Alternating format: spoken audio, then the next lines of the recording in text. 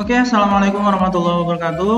Kita ketemu lagi di pertemuan selanjutnya ya. Masih membahas tentang struktur sosial ya. Dengan subbabnya itu kita masuk ke stratifikasi sosial. Kali ini kita akan mempelajari tentang dasar dan bentuk dari stratifikasi sosial. Ya, kalau kemarin kita ngomongin definisi dan ciri-ciri atau karakteristiknya, sekarang kita bahas tentang dasar dan bentuk dari stratifikasi sosial. Oke, sebelum dimulai, ada pertanyaan ya, ada pertanyaan uji pengetahuan, silakan kalian jawab di Google Classroom, seperti biasa di private comment ya, atau di komentar pribadi, jadi kalian tidak bisa saling mencontek, hanya saya saja yang bisa melihat, gitu ya. Pertanyaannya ada 3, yaitu menjelaskan mengenai kekayaan sebagai dasar stratifikasi sosial. Yang kedua adalah menjelaskan mengenai kekuasaan sebagai dasar stratifikasi sosial. Dan yang ketiga, apa yang dimaksud dengan stratifikasi sosial terbuka. Silakan kalian jawab di private comment ya. Nah, oke, kita masuk ya ke materinya. Sekarang dasar stratifikasi sosial dalam masyarakat itu adalah, bentar, saya nyalain dulu pointernya. Kita pakai highlight aja kali ini ya. Karena dasar stratifikasi sosial itu karena ada sesuatu yang dihargai lebih. Oh, nggak nyampe ininya ya. Kita ganti aja.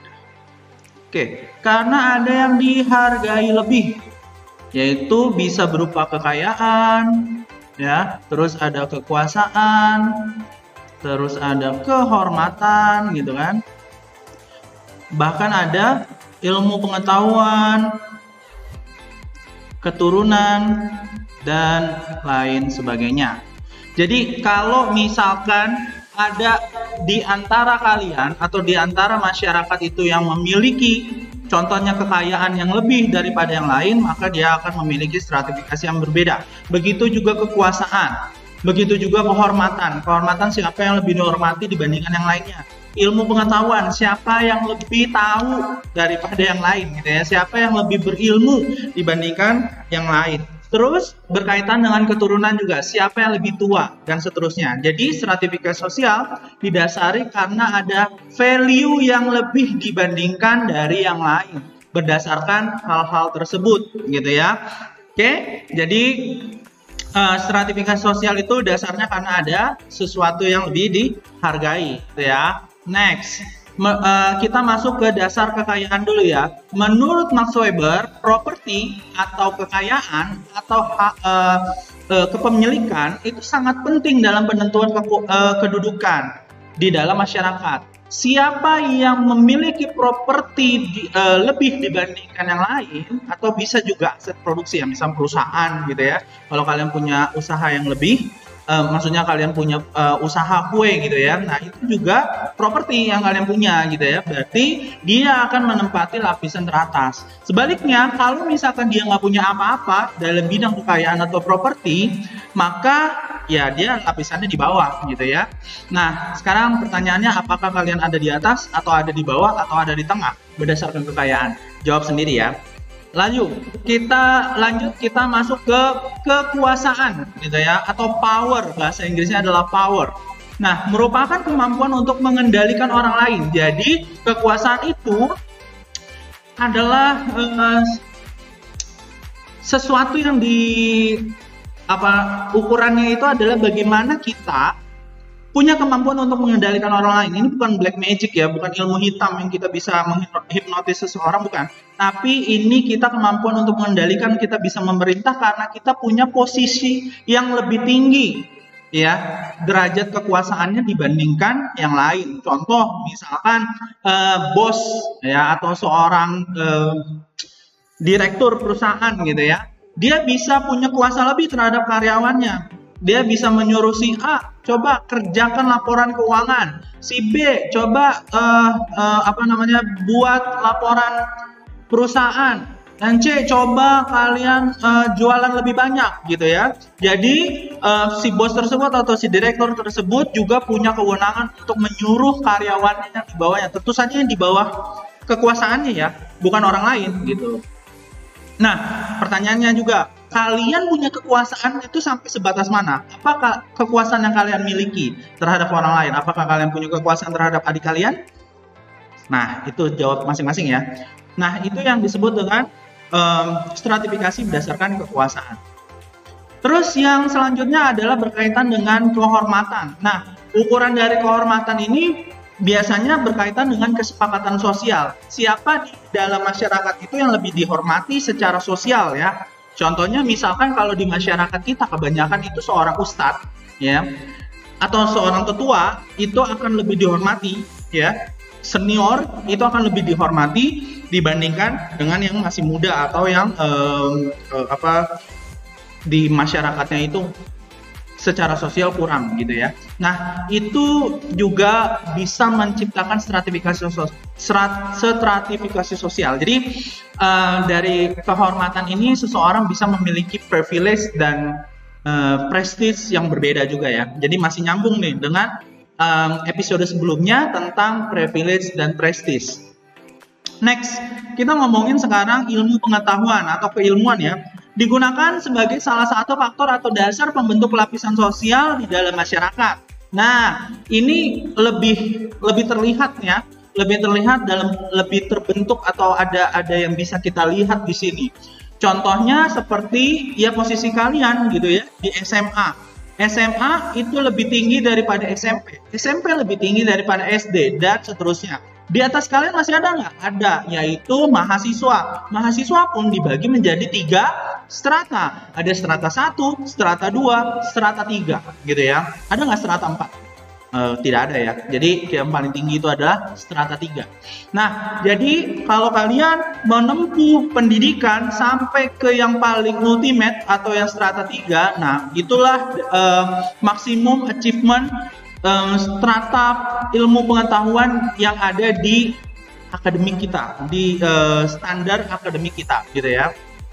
Jadi kalau misalkan kalian menempuh sampai ke strata 3 misalkan, maka kalian akan memiliki privilege dan prestis yang berbeda tentunya. Biasanya mahasiswanya jadi banyak, pengaruh kalian jadi lebih baik dan seterusnya gitu ya.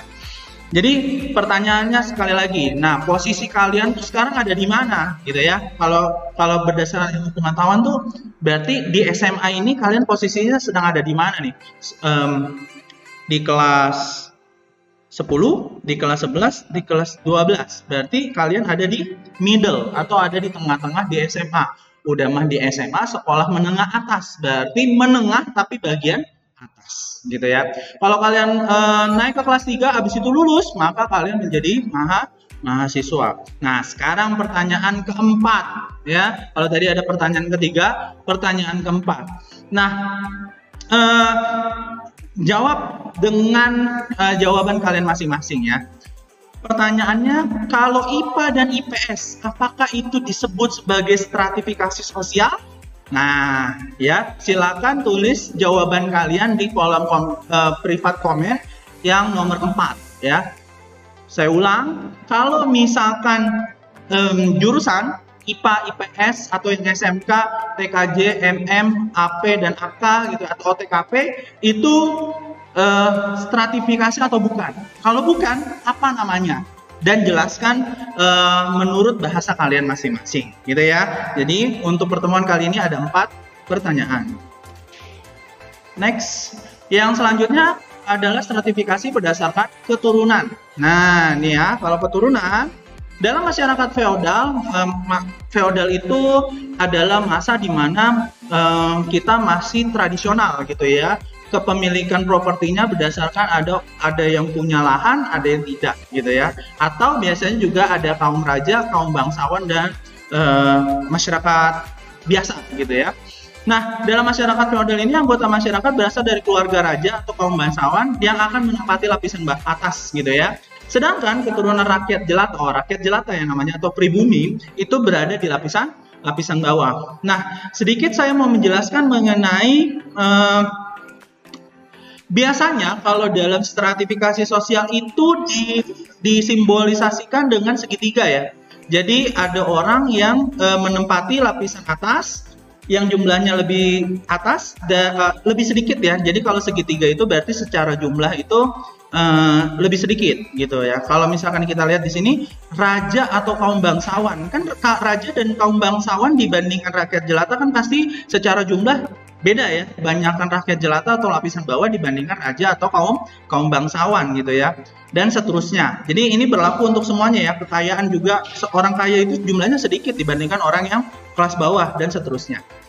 Next, kita masuk ke dalam bentuk stratifikasi sosial. Jadi bentuk itu dibagi menjadi 3, yaitu stratifikasi sosial tertutup, closed social stratification, yang kedua yang terbuka, open social stratification, dan yang ketiga adalah campuran.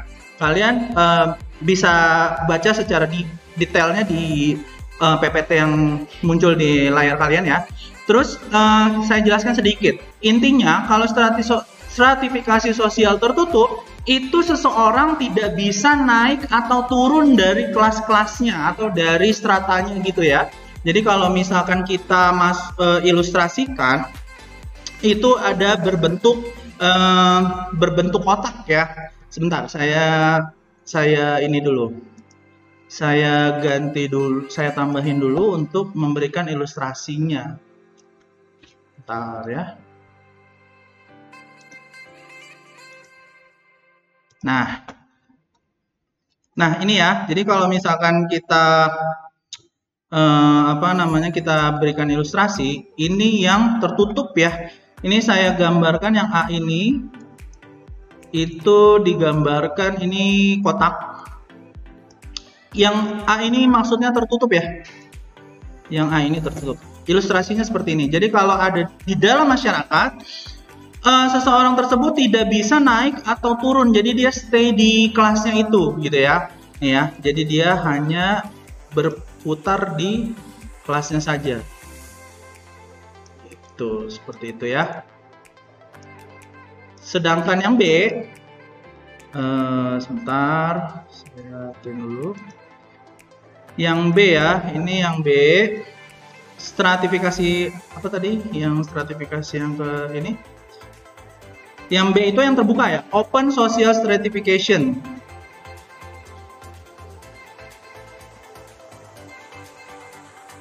Yang open itu berarti ilustrasinya seperti ini. Ya, ada kotak.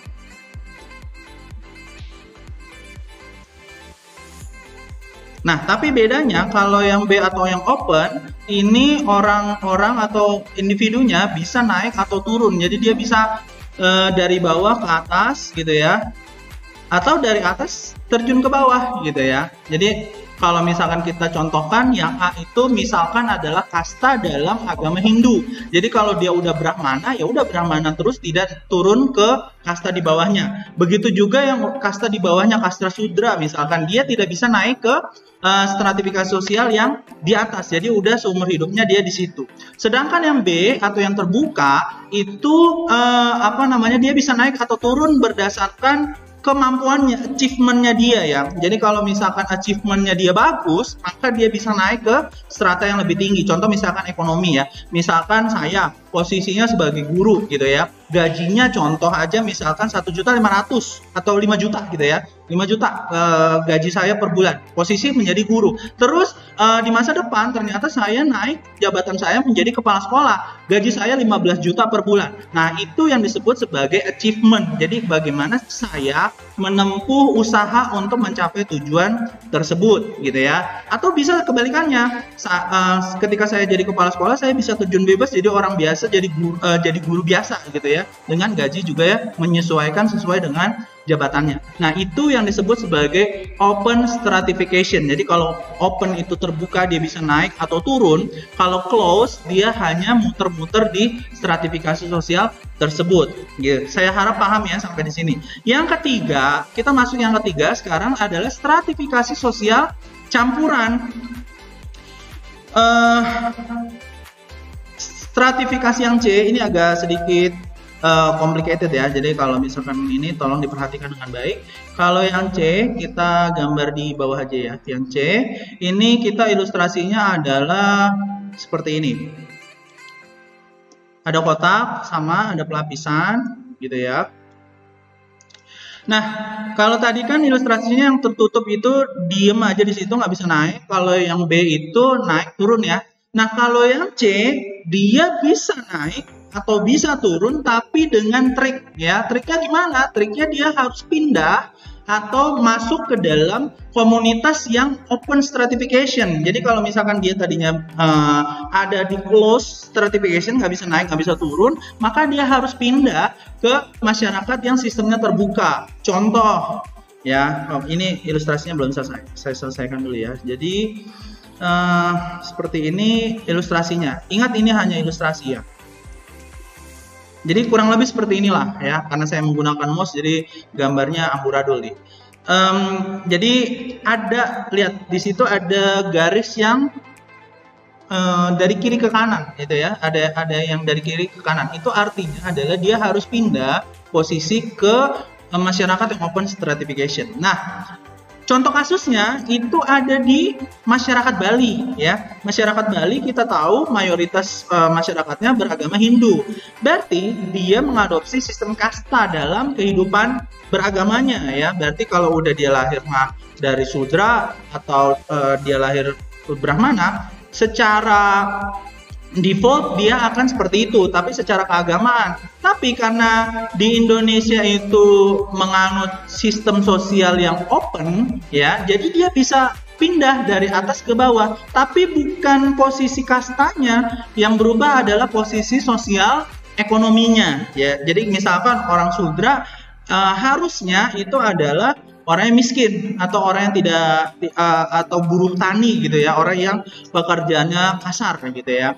Tapi dengan di masyarakat yang kita yang lebih open, dia bisa menjadi seorang bangsawan gitu ya, walaupun dia kastanya kastanya di bawah gitu. Jadi dia bisa jadi seorang yang kaya raya, bisa. Atau sebaliknya, dia Brahmana tapi dia miskin melarat gitu, bisa seperti itu juga. Nah, itu yang disebut sebagai mix ya, jadi campuran antara social stratification open dan yang close, jadi campuran seperti itu. Oke, saya kira cukup ya untuk pembahasan materi yang kedua ini. Memang durasinya agak panjang, tapi saya harap kalian paham. Ingat, kalian menjawab materi yang sudah, pertanyaan-pertanyaan yang sudah saya berikan tadi di awal-awal video. Jadi total ada 4 ya. Kalau cuma jawab 3 berarti kalian nggak menyaksikan video ini dari awal sampai akhir. Oke, sampai ketemu di pertemuan selanjutnya. Wassalamualaikum warahmatullahi wabarakatuh.